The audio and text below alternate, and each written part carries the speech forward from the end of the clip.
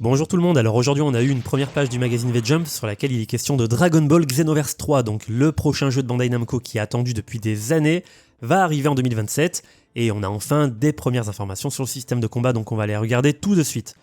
Alors, donc le nouveau numéro du V-Jump, il est attendu le 19 juin au Japon. On a eu comme d'habitude cette première page qui est tombée aujourd'hui par l'intermédiaire de DBS Hive sur le réseau X, et cette page elle va consacrer enfin des informations sur les mécanismes de combat du jeu. Alors le message il est clair, ce troisième épisode il veut pas seulement reprendre la formule de Xenoverse, il veut l'approfondir avec des techniques, avec des attributs, des styles de combat, des assists et des changements d'âme capables de modifier la dynamique d'un affrontement. Et c'est ce qu'on va voir juste en dessous en parcourant et en décortiquant toutes les spécificités de la page. Donc voici la page complète. Alors comme je vous l'ai mis, l'encart d'introduction il précise clairement que le système de combat de Dragon Ball Xenoverse 3 est là. Une partie de celui-ci est révélée et expliquée en avant-première. Alors juste après, on nous explique que c'est pas exhaustif, que c'est que le début, donc il faut pas tout de suite juger le jeu, il faut pas tout de suite juger ce système de combat, puisqu'apparemment il y a beaucoup de choses qui vont arriver par la suite. Donc cette page, je voulais découper dans tout l'article pour vous traduire chaque petit bloc, donc on va la mettre en haut. Allez la consulter sur le site dbz.com si vous voulez la voir en détail. Mais tout de suite, on va commencer par le premier bloc, qui est celui-ci, où on va voir les trois premiers mécanismes. Donc, ce qu'ils appellent des attributs techniques qui vont donner un vrai rôle à chaque attaque. Alors, c'est un peu confus, et j'attends vraiment les traductions officielles de Bandai Namco parce que moi j'ai traduit avec mon langage, sachant que je suis pas forcément un expert en jeux vidéo, mais je pense que ce que j'ai traduit ça a du sens. Alors la bannière centrale, donc celle qui est ici, elle annonce la nouveauté majeure, c'est-à-dire des attributs de technique qui vont apporter une nouvelle dimension stratégique au combat. Ça, c'est littéralement ce qui est écrit en orange ici. Donc autrement dit, les attaques, elles ne semblent plus seulement définies par leurs dégâts ou leurs animations, c'était très joli les animations, etc. Mais cette fois, elles vont posséder des propriétés précises qui vont être pensées pour répondre à des situations concrètes, par exemple pour pénétrer la défense, pour vider la jauge de ki de votre adversaire, ou encore pour prendre l'avantage quand vous avez un ennemi qui est étourdi ou déjà vulnérable. Alors en réalité, dit comme ça, c'est des mécanismes que vous avez déjà vus dans plein de jeux différents, mais là, c'est ce qui va arriver dans Xenoverse 3, et c'est ce que Bandai Namco veut nous montrer en premier. Donc c'est pas ouf, on est d'accord. Mais c'est déjà des nouveautés. Alors ce que j'appelais la garde percée, donc c'est le premier attribut qui est présenté. Alors j'ai mis à ne pas confondre avec le brise-garde, parce que de ce que j'ai compris de la description, pour moi un brise-garde, c'est quand tu brises la garde de l'adversaire et qu'ensuite tu peux attaquer, tandis que là, de ce que je comprends, c'est que tu traverses directement sa défense. Donc la page elle indique que cette propriété elle va te permettre de traverser la défense adverse et d'infliger directement des dégâts à la fois au corps du personnage, mais aussi à sa jauge de ki. C'est pour ça que je dis que c'est pas qu'un brise-garde. Après, je peux me tromper. Attention, alors petite précision importante, prenez tout ce que je vais vous dire avec des pincettes, parce que je suis pas à l'abri d'une erreur de traduction ou d'une mauvaise interprétation. D'accord ? Sachant qu'il y aura forcément une bande-annonce qui va arriver prochainement par Bandai Namco, qui va asseoir cette page du V-Jump, comme c'est toujours le cas. Du coup, oui, c'est toujours intéressant, parce que si un adversaire il se contente de bloquer, avant on avait le brise-garde, cette fois apparemment on aura quelque chose d'un peu plus poussé. La vraie question c'est est-ce que cette attaque elle va traverser la garde ? Est-ce qu'il y aura une contrepartie ? Est-ce qu'il y aura un temps de préparation, un coût élevé en termes de ki, ou une fenêtre de punition ? Sans ça, elle pourrait devenir trop dominante. C'est ce que j'explique, c'est que si... s'il n'y a pas de fenêtre de punition, il suffit d'enchaîner cette traversée de garde et on s'en sort plus. Enfin bon, on verra les mécanismes. Ce que je veux dire dans le fond, et que j'exprime certainement très mal à l'oral, c'est que c'est joli d'avoir une nouvelle mécanique, mais il faut l'encadrer. Et ce sera certainement le cas. Deuxième mécanique, c'est la réduction de ki. Donc ce second attribut, c'est une technique. Alors là, je vous traduis. Quand vous voyez un truc que j'ai mis en gras et en italique, c'est que je vous l'ai traduit tel quel, tel qu'il apparaît dans le texte qui est sur la droite de l'image ici. Donc c'est une technique qui réduit fortement l'énergie de l'adversaire, excusez-moi pour la faute d'orthographe. Ici l'objectif n'est pas seulement de faire mal, mais de réduire fortement la jauge de l'adversaire. C'est une mécanique de contrôle, on affaiblit les options défensives ennemies avant de lancer une vraie offensive. Ce type d'attaque il pourrait devenir central dans les builds orientés pression. Au lieu de chercher le combo le plus violent immédiatement, certains joueurs pourront construire leur stratégie autour de l'épuisement progressif de l'adversaire. Donc l'idée c'est épuiser et ensuite bombarder. Troisième technique, troisième attribut, donc c'est ce que j'ai traduit par le break critique, c'est le gros dégât après l'ouverture. Alors ce que j'ai aussi traduit par coup critique de break, je sais jamais comment traduire ces trucs-là. Et la capture, donc qui est juste ici, là, break kaishin. Alors la capture nous montre une attaque portée contre un ennemi déjà en mauvaise posture. L'idée elle paraît claire, certaines techniques deviennent particulièrement dangereuses lorsque l'adversaire est en état de rupture, donc en état de break ou de vulnérabilité. C'est potentiellement le cœur du nouveau rythme de combat, provoquer une ouverture, briser les ressources adverses, puis placer une attaque à fort rendement. Reste à savoir si ce coup critique il dépendra d'un état précis, d'une fenêtre de timing ou d'un attribut propre à certaines techniques. Donc le magazine il reste flou, puisqu'encore une fois je vous rappelle que ça c'est des interprétations qu'on doit faire à partir de 2 petites lignes de texte. Donc voilà, ensuite on a un bloc qui va traiter des attaques spéciales, donc qui vont rester entièrement personnalisables, puisque ça reste l'identité de Xenoverse. Je rappelle que la personnalisation, c'est avant tout ce qui a fait le succès des Xenoverse, sans parler du côté histoire et voyage dans le temps, qui était aussi un coup de génie. Donc cette section technique spéciale, elle confirme le retour de l'un des grands plaisirs de Xenoverse, la personnalisation des techniques pour votre avatar. Donc il y a 3 attaques qui sont visibles dans les images ci-dessous. Donc il y a Omega Hit Megatron, Kaioken Assault et Garlic Gun. Comme ses prédécesseurs, Xenoverse 3 y mélange techniques iconiques, attaques inspirées de personnages connus et capacités plus originales, et la nouveauté c'est que ces attaques elles pourraient désormais avoir une valeur tactique plus claire grâce aux attributs. Mais encore une fois, ça reste à approfondir puisque le magazine se contente de nous donner le minimum d'informations avec un texte qui nous dit « Avec tes techniques préférées, des possibilités infinies naissent dans le combat ». Qu'est-ce que ça veut dire des possibilités infinies naissent dans le combat ? On le saura certainement à l'avenir. Autre mécanisme intéressant et qui m'a bien fait marrer, c'est le Soul Assist, donc, où on voit sur l'image Vegeta qui intervient en soutien, c'est sur cette image-là. Ça m'a l'air d'être votre avatar, et ça a l'air d'être Vegeta qui arrive en assistant. D'ailleurs, on voit écrit ici Vegeta et ici donc ce mode Soul Assist, qui se traduit par assistant d'âme, ou âme assistante, je ne sais pas comment vous dites ça. Et donc la section Soul Assist, elle nous montre Vegeta en tant que soutien. Est-ce qu'on peut invoquer l'âme d'un ancien grand combattant, comme c'est le cas dans Dragon Ball The Breakers, puisque Dragon Ball The Breakers, je vous rappelle que le jeu, c'est des humains qui n'ont aucun pouvoir, et qui peuvent invoquer l'âme d'anciens combattants, puisque je rappelle que Dragon Ball The Breakers, ça se passe dans le futur, et on peut invoquer l'âme d'anciens combattants. Du coup, c'est marrant parce que en vous disant ça à haute voix, je me rends compte qu'en fait, c'était vraiment du foreshadowing sur Dragon Ball The Breakers.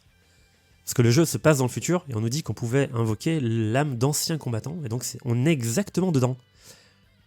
Donc le texte, il nous explique que le joueur il peut emprunter la force de guerrier légendaire pour poursuivre l'ennemi avec des enchaînements. Ça, c'est littéralement ce qui est écrit, j'aurais dû le mettre en gras et en italique d'ailleurs. Visuellement, on voit une attaque énergétique massive en pleine action. Ce système pourrait transformer la pression offensive. Un assist peut servir à couvrir une approche, prolonger un combo, sécuriser une attaque risquée ou empêcher l'adversaire de respirer. Bref, tout ce qu'on demande à un assistant dans un jeu de combat. La question la plus importante, elle reste ouverte, c'est combien de Soul Assist on pourra invoquer pendant les combats. Par exemple, dans les jeux Naruto, on peut en invoquer 2. Est-ce qu'il y a un temps de recharge ? C'est toujours les mêmes questions qui ne sont pas répondues ici. Donc cette page, encore une fois, elle nous donne vraiment les mécanismes dans leurs grandes lignes, et on entrera certainement en profondeur beaucoup plus tard. Alors les skills d'éveil, donc pareil, ça confirme le retour des transformations, j'ai envie de dire heureusement. Alors les capacités d'éveil, c'est ce qui permet de se transformer en Super Saiyan, en Super Saiyan 2, en Ultra Instinct dans Xenoverse 2 en fait. Et donc cette partie-là, elle confirme que les transformations, elles restent au cœur du gameplay. Et la page, elle cite notamment le Super Saiyan et la forme Golden. Ça, c'est intéressant qu'on ait la forme Golden.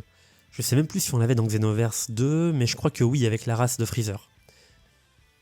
Donc le texte, il nous dit, quand une technique d'éveil est activée, le personnage du joueur devient Super Saiyan ou passe en forme Golden, et ses capacités sont grandement renforcées. Donc évidemment, quand tu te transformes, on espère bien qu'il se passe un truc derrière. Du coup, c'est rassurant parce que l'avatar personnalisé il conserve cette possibilité de se transformer comme dans Xenoverse 2, mais le V-Jump ne dit pas encore si Xenoverse 3 ajoutera de nouvelles formes ou s'il reprendra principalement celles déjà connues. Ce qui serait une grave erreur. Alors quand je dis que ce serait une grave erreur, ça veut dire que ce serait une grave erreur de ne pas en rajouter davantage, puisque depuis l'Ultra Instinct, on a aussi l'Ultra Ego. Alors je pense qu'ils ne le mettront pas pour l'instant, pour toutes les raisons de licence que vous connaissez. Mais voilà, j'espère qu'ils rajouteront beaucoup de choses en plus. Le Super Saiyan 3, je sais même plus si on pouvait l'avoir, je crois. Bref, on en veut toujours plus. Autre mécanisme qui est clairement à fond dans Dragon Ball The Breakers encore une fois, c'est le Soul Change. Donc la mécanique la plus mystérieuse, mais pour moi, on est dans The Breakers. C'est le changement d'âme. Et c'est probablement l'élément le plus intriguant de la page, puisque contrairement au Soul Assist, qui appelle un soutien extérieur, le Soul Change semble faire résider une âme équipée, qu'on équipe sur ton personnage bien sûr, d'un guerrier, au sein même de ton avatar, pour libérer une puissance écrasante et renverser le combat. Ça, c'est ce que dit la page, hein. C'est texto ce que dit la page. Là, on est en plein dans le mécanisme clé de Dragon Ball The Breakers qui donne la possibilité aux humains sans pouvoir de prendre la peau de Goku et des autres personnages de Dragon Ball. D'ailleurs, on le voit sur l'image. Si vous le voyez ici, vous voyez l'image là, où vous voyez votre avatar qui est en train de faire le geste. Vous voyez le geste des mains là, où Gohan, quand il expliquait à Videl comment voler, etc. Donc là, elle semble invoquer une âme.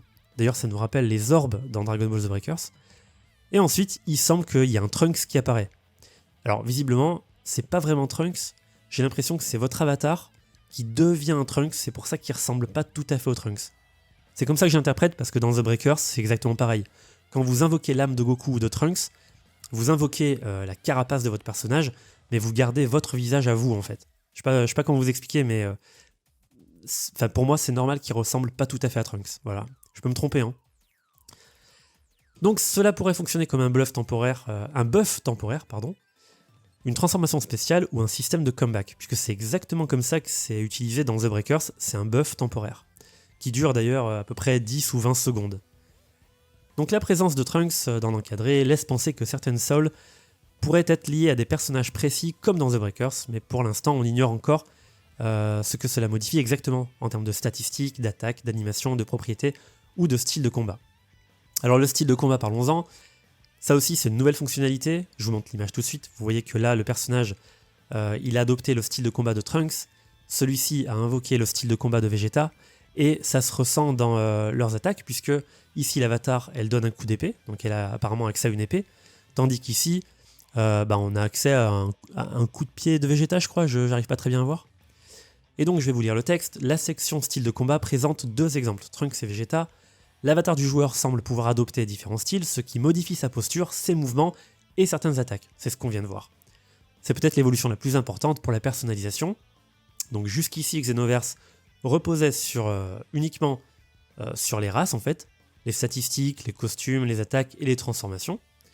Mais avec les styles de combat, cette fois, Xenoverse 3 pourrait aller plus loin. Un même avatar ne combattrait pas de la même manière selon le style choisi. Donc reste à savoir si ces styles seront sélectionnés avant le combat ou modifiables pendant l'affrontement.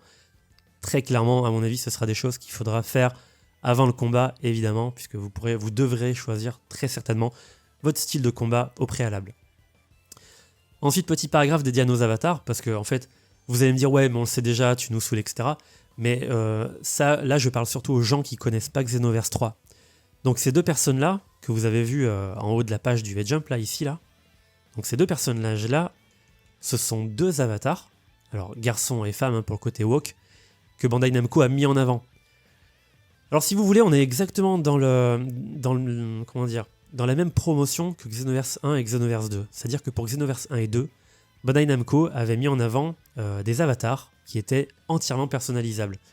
Donc là pour moi, on est exactement dans le même truc en fait. C'est-à-dire que ces avatars-là, oubliez-les, puisque votre avatar à vous, vous allez le personnaliser de A à Z. Vous choisirez sa couleur de peau, sa couleur de cheveux, la forme de ses yeux, la forme de son pif, la forme de... etc., sa carrure. Donc voilà. Ce sont juste des avatars qui servent à la promotion du jeu. Voilà. Par contre, ce qui est intéressant de remarquer avec leur présence tout au long de la page, c'est la refonte complète des graphismes de Xenoverse. Puisque là, comme je le remarque, c'est terminé les graphismes de 2015. Cette fois, on a vraiment un cel shading entièrement dans le style de l'animé. Et hop, je vais vous montrer tout de suite. Hein. Regardez, là on le voit bien, on le voit très clairement ici. Hein. Ou encore ici. Là on est dans un style qui est très proche de Sparking Zero. Alors certains ça va pas leur faire plaisir parce que Sparking Zero c'est pas forcément... pas forcément une super réputation en termes de graphisme sur tous les plans. Mais on a l'impression qu'on est vraiment sur du Sparking Zero là.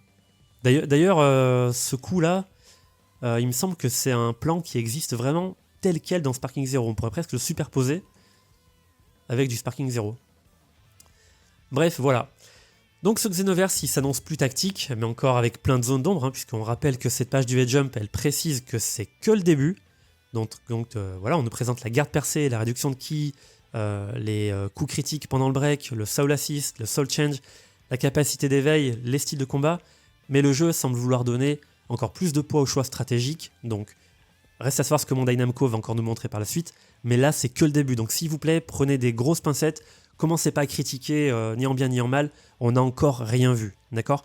Le plus important je pense que ce sera de regarder des scènes vidéo, puisque là c'est que du texte, c'est que des images pixelisées, etc., avec une traduction qui n'est pas forcément optimale, donc méfions-nous les gars, il y a encore plein de questions qui restent ouvertes, combien d'attributs existeront, comment on va utiliser les styles de combat, comment on va utiliser les fameuses âmes, et surtout est-ce que ces systèmes vont créer une vraie profondeur dans le jeu, ou est-ce que c'est juste des paillettes, voilà. Donc pour l'instant, Level Jump nous donne surtout une promesse, Dragon Ball Xenoverse 3 veut faire évoluer la personnalisation en véritable stratégie de combat, ce qui n'était pas forcément le cas à fond avant, et voilà, donc il paraît qu'on n'a encore rien vu, il est donc bien trop tôt pour tirer des conclusions, mais pour l'instant, franchement, j'ai l'impression qu'ils ont vraiment voulu pousser le système de combat, et ça c'est déjà une première bonne nouvelle. Moi je vous dis à très bientôt pour des nouvelles infos, et peut-être un nouveau trailer qui devrait arriver prochainement, et si vous avez des questions, n'hésitez pas à les poser en commentaire. Ciao!